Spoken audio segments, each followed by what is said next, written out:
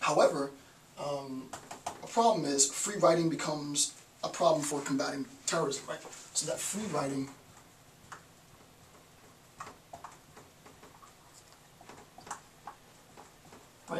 becomes a problem. I've done a 7 or 8 part analysis on the concept of free writing. It's very, very complex. I don't have the time to get into it now. What I've done is I've embedded a link in the PDF. So just click the link, and you can spend an hour and a half watching me talk about free writing.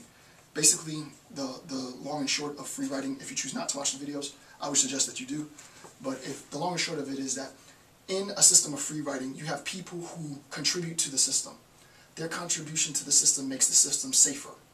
There are individuals who do not contribute to the system, but they reap the benefits of other people contributing. So if the United States is investing millions or hundreds of billions of dollars in fighting terror, which collectively, globally, decreases the terror threat globally, then individual nations, individual states who have not contributed financially or conceptually, academically, to decreasing that threat gain the benefits without having making a contribution. So I go into a very, very, very detailed analysis of the concept of free writing. I've embedded the link into the PDF, so just click that link and it'll take you to 7 or 8 part analysis of the concept of free writing, and that will make your understanding of this complication that much more rich, right? Because it's too rich, it's too much data for me to get into now. There are, however, difficulties with international cooperation, right?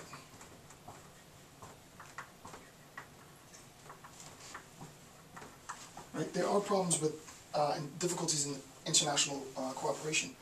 When we're talking about international cooperation, we're talking about a very, very large number of actors, right? In a globalized world, every single nation state in the entire world would have to directly contribute to the de-escalation of threat within their specific territorial jurisdictions in order for there to be a global decrease in the levels of terror. We know, however, unfortunately, that some states sponsor terrorists, right? So much more profound than just even the concept of free writing, wherein some states aren't contributing to the decrease of terror. We have states that actively participate and foster terrorism, right? If you have only one state that actively fosters and participates in terror, then it undermines the system as such, right? So what we have to recognize is one of the difficulties in international cooperation is that some states don't want to cooperate and I'm not naming states, right? You pick your state that you believe is not cooperating. But some states are not cooperating in the de-escalation of terrorism. Another point that's important to recognize is that this idea of cooperation is inherently subjective, right? This idea of cooperation is inherently subjective. It depends on who I am, right? If I am in defense of, for example, this is just an example, but if I am in defense of an Iranian nuclear state, then obviously I think that Iranian nuclear capabilities will enhance the state, right? If I believe that Iranian nuclear capabilities serves as a threat to the region and a threat obviously to Israel, then I look at the attempt to get nuclear capabilities by Ahmadinejad and so on as a threat to the region and to Israel, right? So this idea of cooperation is entirely subjective, right? It might be the case, and it is the case, that individuals look at the Iranian state's attempt to get nuclear capabilities as decreasing terrorist threats, right? Because now they can defend themselves. That's an argument. Others say, no, the attempt by Iran to attain nuclear capabilities is increasing terrorist threats. Who's right? It depends. It depends, right? So it depends on the argument. It depends on the circumstances. But what isn't dependent is that the idea itself of cooperation is itself subjective, right? Who is being assessed? Whose cooperation is being assessed, right? To which government are we referring to cooperating, and to cooperating with whom, right? So we have to recognize me as an international conflict resolutionist. That's what I do as a genocide scholar. We have to recognize those terms and those ideas which are inherently subjective, and the idea of cooperation is inherently subjective. So anytime we talk about cooperation, we're going to have embedded within this notion of cooperation, conflict. Because I can't cooperate with them because they want to kill me, or he can't cooperate with me because I want to kill him, right? It goes either way. So cooperation becomes itself problematic.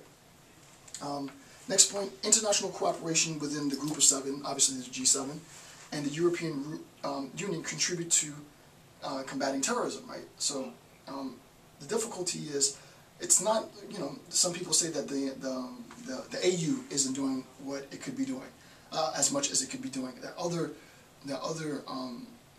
conglomerates of nations aren't making the contributions that, let's say, the G7 is making. I'm not going to get into that discourse now, right? This is just debate. Some of this stuff comes from various groups, various nations that look at these conglomerates of states as actually the source of a lot of the threat, right? For me, I think some of that is conspiratorial, that's just personally, but there might be some legitimacy. I would have to look at the specific case, which side you stand on, whether it's conspiratorial, that they participate in the escalation of terror threats, or whether it is legitimate that no, the conglomeration makes the states, collective states, stronger and protects them from that threats. I think, you know, it depends. It depends. So, for example, this is important too, right? This is an attempt to show how the inability to attain international support, international cooperation in a terrorist threat results in huge problems, right? So, in the 1986 El Dorado Canyon campaign, which was under, obviously, President Ronald Reagan, military forces were used, got a typo, military forces were used in the bombing of Libya rather than coercive instruments, right? So the idea is that the default, right, and this is an interpretation, obviously, the default of the Reagan campaign in 1986 arms against Libya, which may or may not be similar to our current military occupation in the exact same nation, right? In the exact same nation, like 2 or 3 days ago, was the first mode of response, right? So that rather than talking about coercion, military force was used in the El Dorado Canyon campaign, right? And I would anticipate that the same claims will be waged as history is written for the Obama campaign. I don't stand either way, but being an analyst, it's undeniable that I see the immediate overlap between the 1986 El Dorado Canyon campaign and our current campaign in Libya, and I can guarantee that the critique against, if there is a critique, or when there is a critique against our current occupation and military attack in Libya, is that coercive instruments weren't used first, right? This resulted in part from a lack of, as I said, international cooperation. There might be a defense, however, against using coercion in our current occupation. I wouldn't quite call it an occupation, but our current military endeavor in Libya, as was the case in the 86 El Dorado Canyon campaign, right? Because coercion fails. You can't always use coercion, right? As again, I'm trying to be as objective as possible. Coercion should have been used, more coercion should have been used prior to military engagement. That's one argument. The other argument, the reason why Reagan in 86, why Obama in 2011 invaded, not really invaded, but waged military actions, counteractions against Gaddafi's government, is because coercive forces, coercive instruments failed, right? We don't know, you know, we're not CIA, we're just regular folk. We don't know what coercive forces or coercive instruments were used in order to de-escalate the conflict, and maybe they were used and we just, as a last resort, had to engage militarily. But there are limits to coercive instruments, right? So